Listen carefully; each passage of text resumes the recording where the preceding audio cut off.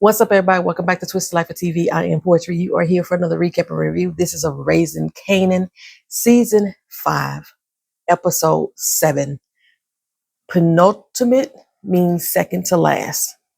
I don't know what's the point. I don't know what's the point of naming it that long name and naming it a name that most people have to look up in the dictionary, even though they're telling you what it means. But still, okay, so this is last week's episode. At midnight tonight, they will post the season finale. I will not be online. I will not be giving you the recap and review until Saturday. I want to allow everyone an opportunity to see it for themselves. There are people who do not have the app or don't want to watch TV via an app. They would rather watch it through stars on a TV when it comes on HBO at 8 p.m. Central Standard Time, or what have you, what have you, what have you. So I will not be up trying to rewatch or watch this throughout the day. You'll get it up on Saturday. You will get it up on Saturday. This is the end of this series. Next episode is the final one, and then they will begin Origins. After they do Power of Force, they will start Origins. So we're in there with Hafiz, the Afghan. This doesn't make sense to me. I've already told y'all the way that the Afghan moved. I don't believe that he would have been a punk like this. I can't cuss yet. It ain't been 2 minutes. So anywho, Hafiz is in there telling Stefano that Rock and Marvin got to go. But his issue is Pino, because he don't want no problems with him. And Stefano say, well, without you and without the Colombian, Rock ain't got no business. So Pino has no vested interest in her anymore, right? But Pino did say that if you mess with my tenants, which is Rock, then you mess with my money. So they still should have beef. But it didn't go down that way. It went down exactly as Stefano said. Stefano, old fragile self, because he's still butthurt about Rock, tell Hafiz, look, you ain't got to worry about Rock. Let me handle her. I'm going to keep this problem for myself. We see through this whole episode that all the moves that are being made are being instructed by Stefano. Why y'all gangsters let Stefano have so much control over you? I still don't understand. Okay. Flossie, she calls a meeting with Marvin and Rock. This don't make no sense either. The type of person they set her up to be, this is some BS.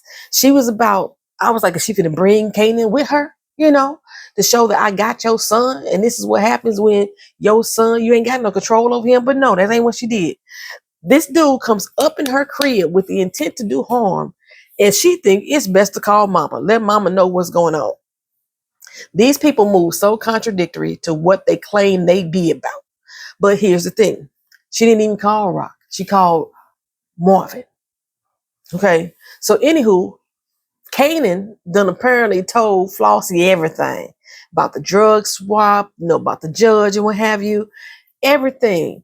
And said that Rock knew what time he was on. So Flossie don't trust her no more. So for that, business with her and Pino are over. Flossie called up Pino and was like, hey, you can't fuck with her no more, because I ain't fucking with her no more. And even though Marvin knew what was going on, the only reason why Rock's still existing right now, or Rock ain't dead right now, is because she liked Marvin. She liked having conversation with him, right? And I was like, Rock, why you didn't jam her fucking Glock like you do everybody else? Every time somebody tell you they sitting you down or they putting you out of business, they not gonna work with you no more, you got a viable threat for them. Why you didn't do the same to Flossie? You went off the Hafiz dude, killed him dead. Or had Marvin kill him, but you ain't gonna say nothing to Flossie? Don't make sense to me, right? Rock instead, like, we could work this out, girl. It's me and your boo, girl power. You know what I'm saying? Shit couldn't be so simply written. If I had wrote this, the shit would have been simple. Flossie know too much about how I operate. So there's no easy out for her. You don't get out the business like that. And then you threaten me on top of it, talking about if it wasn't for Marvin, I'd be dead. Come on, son. No, that ain't how we move. But they got her moving real greasy right now. So Jarita, she sit down there telling Kanan that he done pissed Flossie off. And she the wrong one to piss off. Kanan said, I told you I wanted to scare her. How you know, Jarita, that Flossie pissed off? You quit. You think Flossie called you up on the phone and was like, look, girl, I'm mad at your boyfriend. You don't work for her any longer. And I'm sure if you did meet up with Flossie, you should be dead too, like the way Flossie talked. Okay. Kanan said my goal was to end their business, and she promised me she was going to end things with Rock. Why would she promise you that? She also promised to leave Jarita alone. Now, why would she do that? So she mad at Rock for not telling her about Kanan, but she gonna let it slide for the people who actually were involved in the situation. Make that make sense? It don't. It don't make it at all. You can't make it make sense for me. Jarita like, this is not me, Kanan. I'm not like you. You said we were like, I'm not like you at all.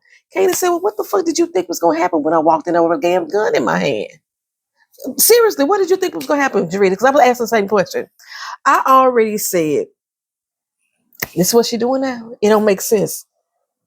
Was Jarita, she's so digmatized by a 16-year-old that she didn't believe him when he said that he wasn't shit. Okay?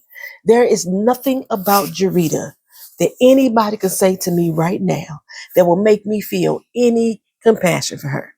You are fucking with a 16-year-old, first of all. Okay? You chose to be a hoe for a chick that you say likes to kill people. You decided to work for Rock. You decided to help Kanan set up your boss after he admittedly told you that you got played by him. That's your bad. Okay? Kanan like, ain't nobody got time for this. I ain't got time for this. And she all teared up and like, well, fuck you then, Kanan. You're like, well, fuck you then too, bitch. This wasn't real any got doggone way. So she about to go cry in the fucking subway because, girl, I hope they not finna try to make it seem like she ain't have no actual long-lasting relationship with Kanan, that she just a baby mama. Because ain't no fucking way Jarita would have been down for Kanan to come back around in the original power if that was the case. And like I said, Jarita's supposed to be in the origins. Anyway, Rock is ready to go turn up on everybody.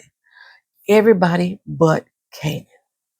And I'm so glad Marvin finally calling her on her shit. We go blasting up in there.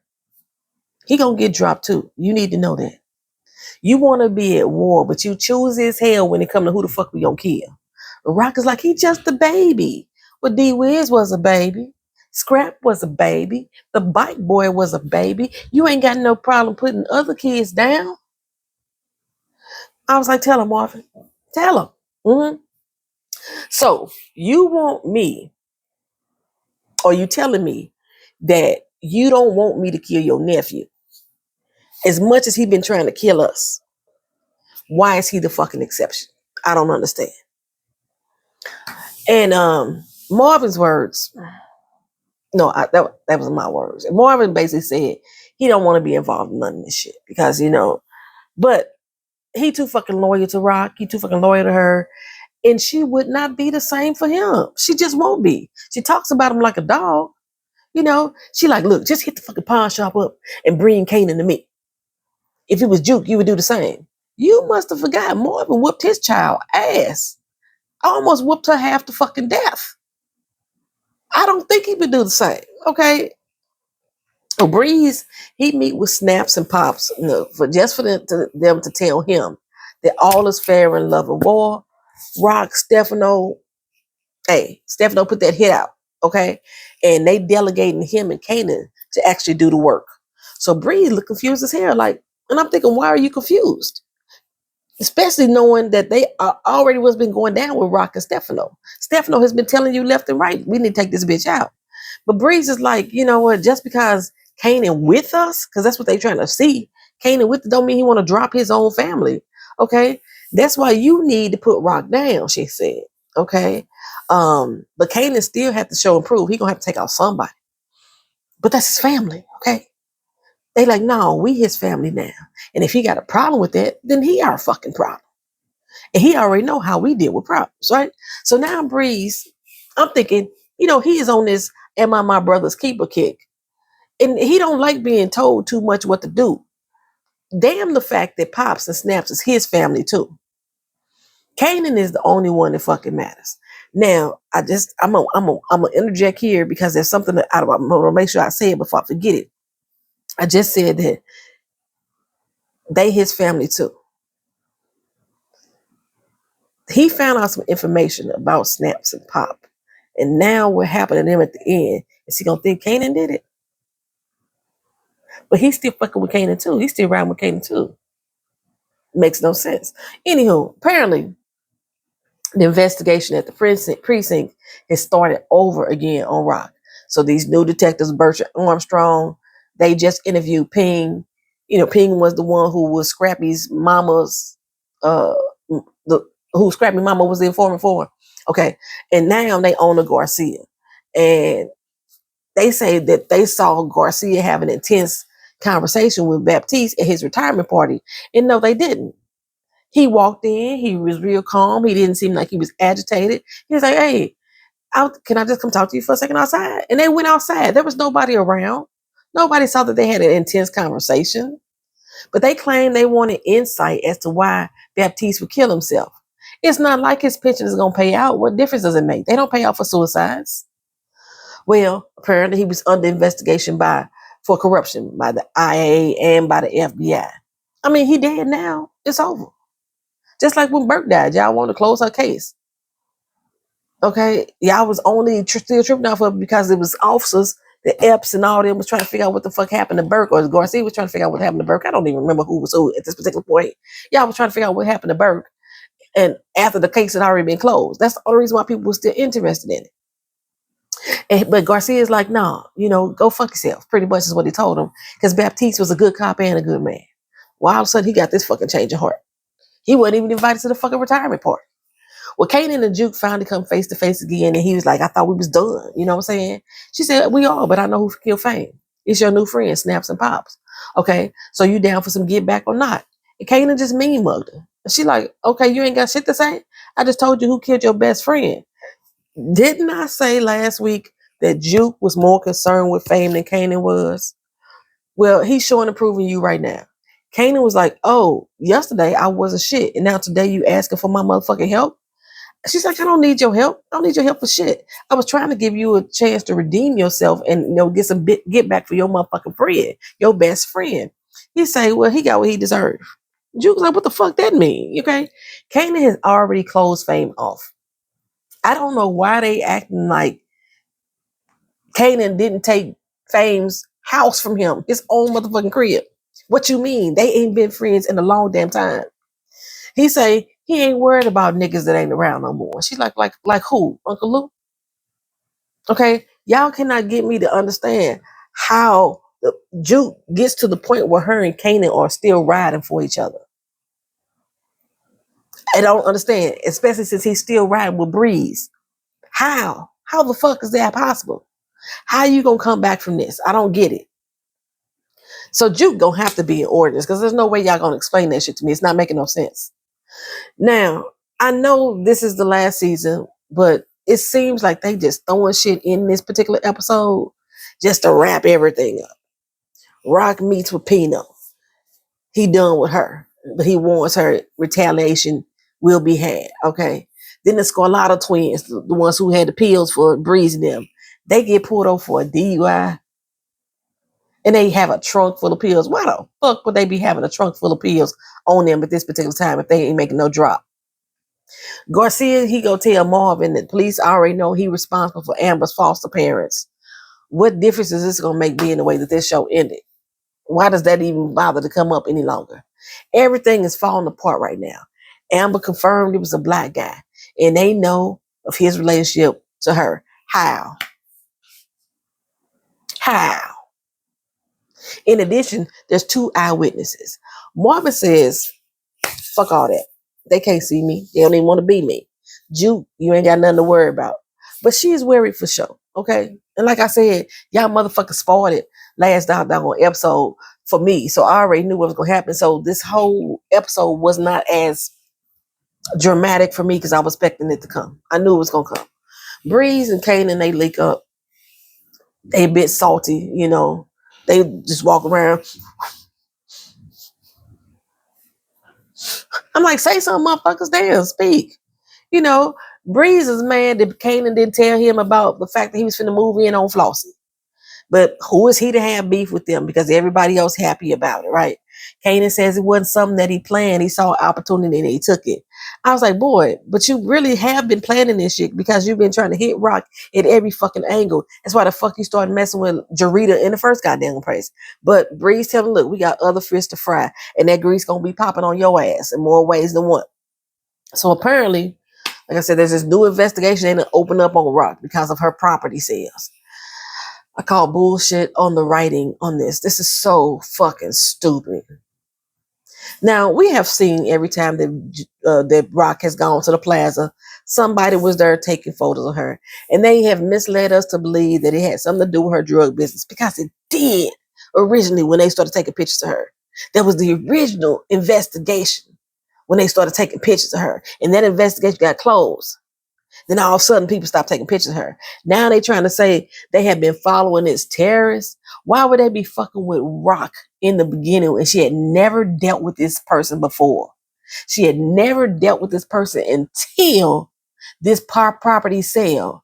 And they finna tie back all her meetings with Stefano and Pino and all the time she was there with the cops and they taking pictures of her. They tying all that shit in together. It makes no fucking sense. It wasn't just a recon on the property, because they would have noticed Pernessa getting kidnapped. They would have noticed Party getting popped in the back. They would have noticed all kind of illegal activity happening with their plaza. But they didn't. But now they're trying to tie her to a terrorist. Get the fuck out of her.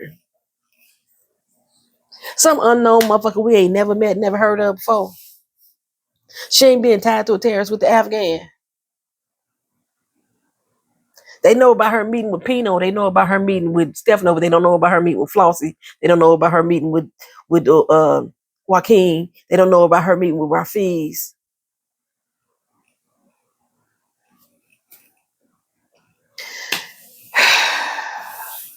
Like I said, they claiming that this property is being was sold to a terrorist and she's helping that person launder money. Rock was like, I never met that motherfucker. You know what I'm saying? My broker handled everything. They was like, well, you signed the check. That is not what they said. When Rock sold that property, Rock said that man paid in cash. What check was there?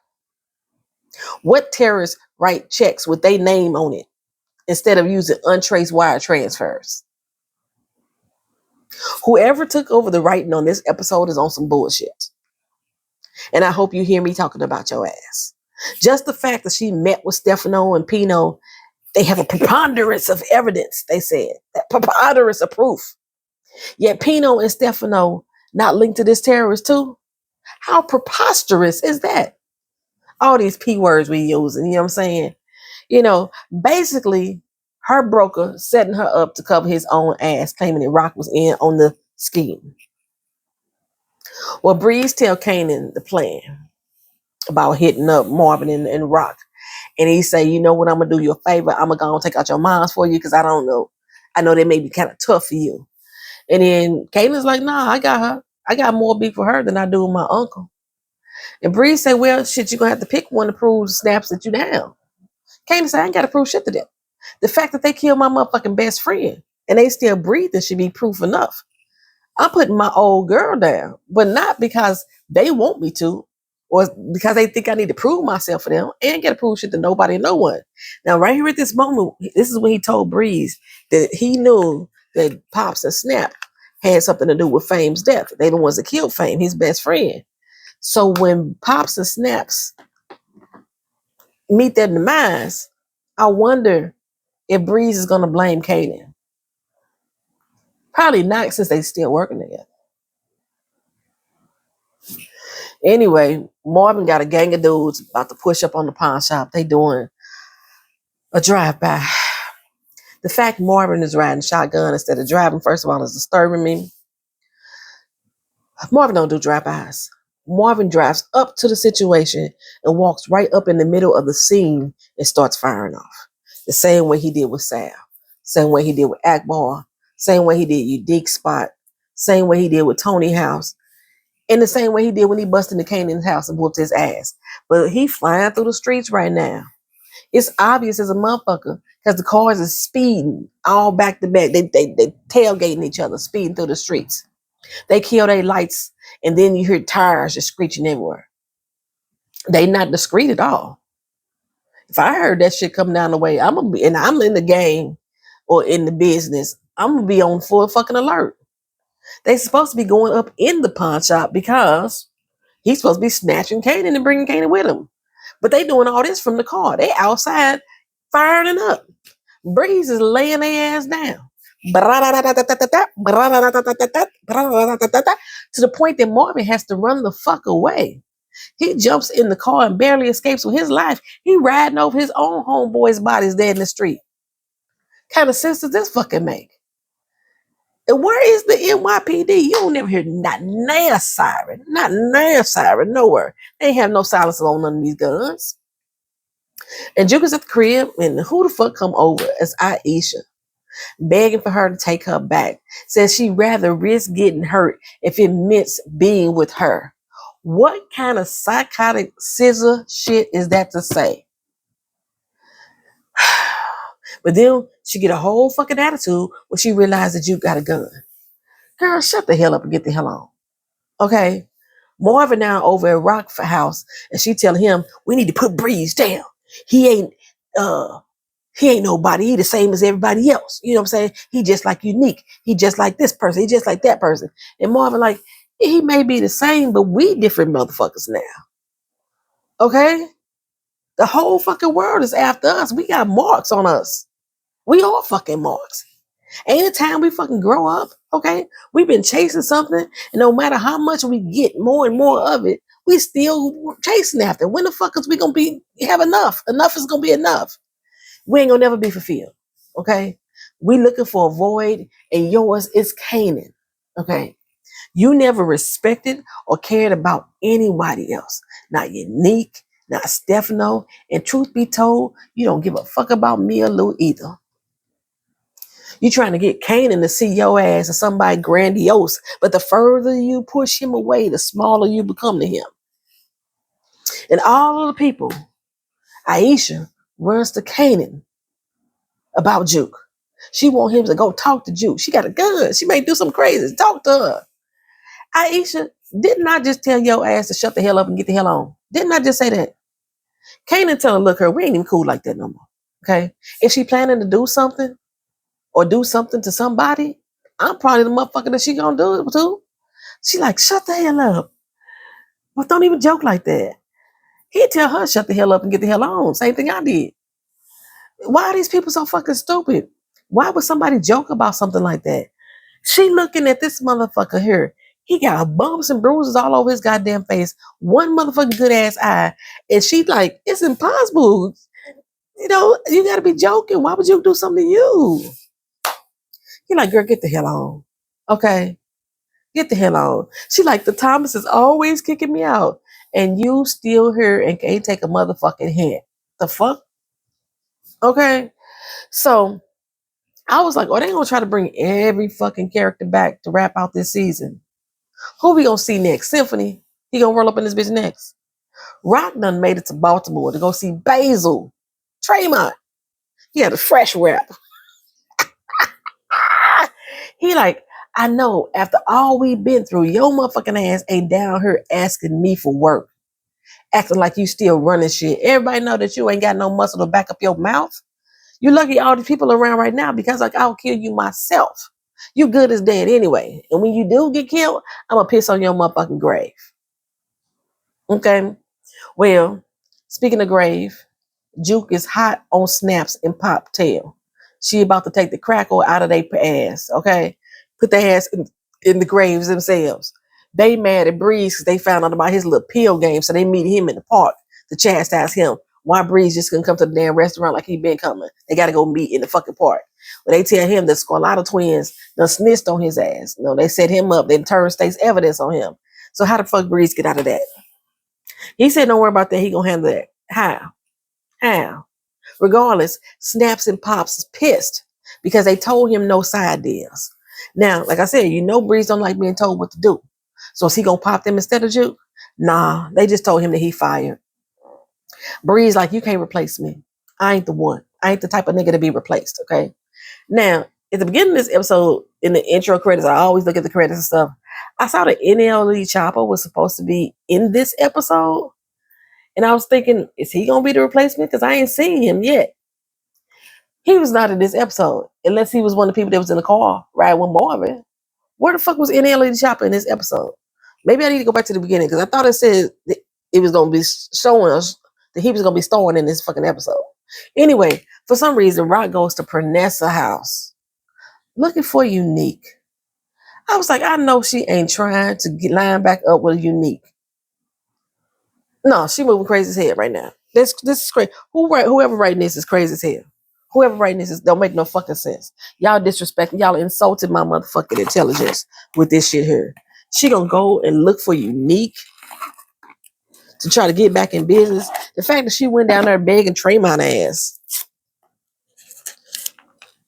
Come on now, Rock ain't never been. My neck, it feel dirty, so I take alcohol pan clean it.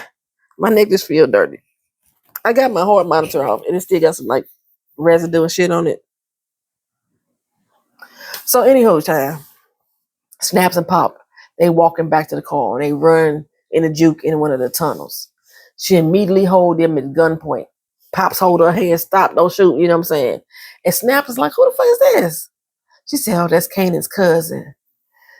And so she said, so you kill Famous? Maybe Kanan would have cared a little bit more if he knew that Pops killed Crystal too. Maybe not. Because Kanan on his I don't give a fuck about nothing thing right now. So they like, okay, here fuck we go again. We don't even know that boy. Why everybody accusing us of killing him? And it looked like Snaps was about to pull out his gun on Juke, but Juke didn't hesitate. One shot, one kill to each of them. And then she looked at them and I said, make sure they dead, girl. She looked at them and bam, bam, right in the dome again. Okay. Don't leave, Juke. Well, at least Breeze job saved. Juke helped him out with that. Well, back at the crib, Marvin is writing a little Dear John letter. He put it in a briefcase full of money. I thought he was going to leave it for Juke, but he took it to the church.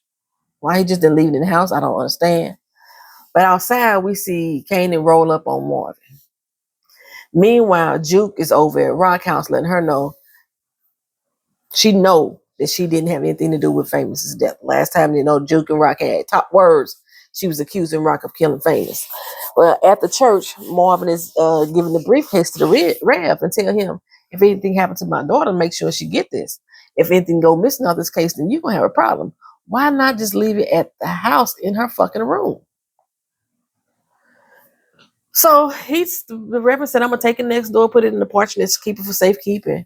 But I want you to stay right here because I got some more words for you. Let's have a conversation. Let's talk about this. And while he gone, Kanan come in, and first Marv was like, damn, Pastor, you was kind of quick. Then he realized that it's Kanan. And you see Kanan put out his little gun, and Marvin ain't thinking nothing of it. He like, oh, you in here robbing churches now?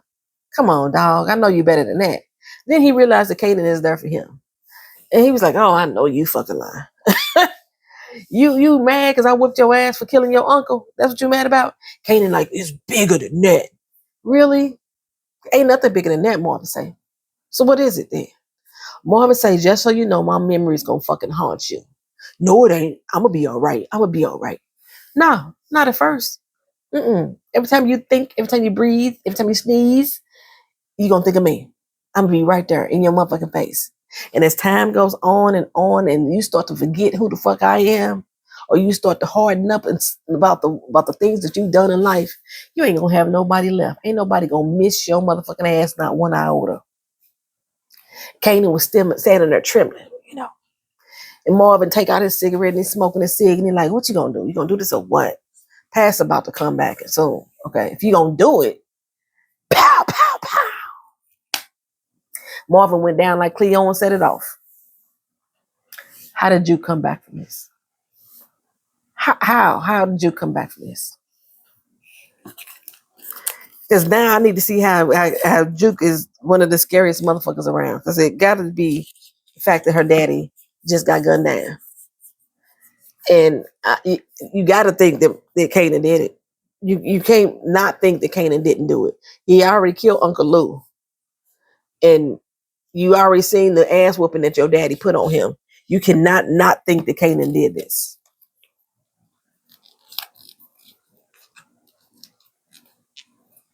And I mean, people saw Marvin leave out the house, right? For killing the false people. He finna walk up out this motherfucking church and ain't nobody gonna see Kanan.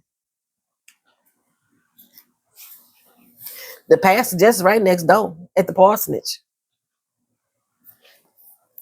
He gonna walk away scot-free. It wasn't no other parking spaces in front of that damn church. When Marvin pulled up and parked, wasn't no other parking spaces directly in front of that church.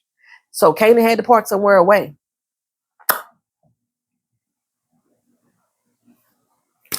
This is episode 7, child. Midnight. The season finale post. But again, y'all won't see me until Saturday. Thank y'all for watching. Thank y'all for being here. Like, comment, share, and subscribe. Peace.